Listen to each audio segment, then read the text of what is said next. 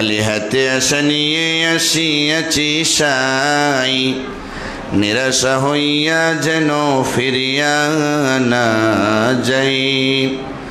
ভিখারি দুয়ারে খারাপ, দেও দয়া করে।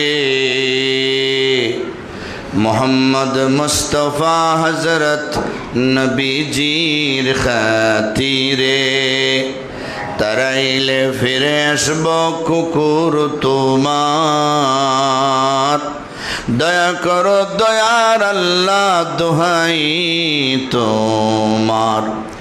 যেভাবে কবুল হয় আরজ আমরার, সেভাবে তৌফিক দাও দোয়া করি ভার। সেভাবে তৌফিক দাও দোয়া করি বার। তারাইয়া দেও যদি গুনাহগার বলিয়া, কোথায় যাব ফিরে আসব গুরিয়া গুরিয়া। গুনারি কারণে আল্লাহ দূরে না ফেলিও, আমরা যদি বলে যাইও তুমি না বলিও।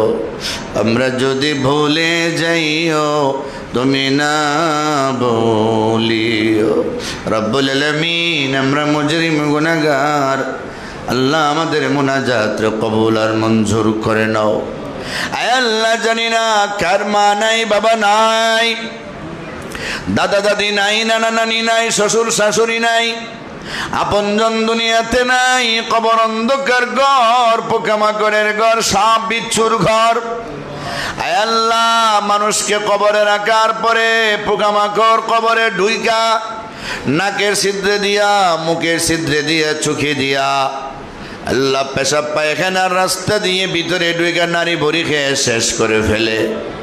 এমন অন্ধকার কবরে আমাদের যাদের আপনজন ঘুমায় আছে, আল্লাহ সকলের কবর জান্নাতের বাগান বানিয়ে দাও।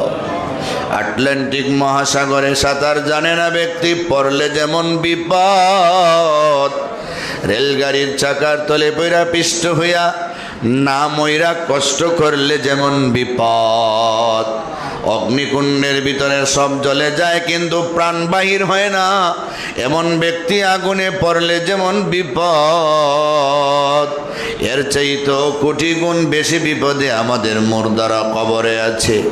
আল্লাহ, যাদের মাথার উপরে মাটি, চতুর্দিকে মাটি,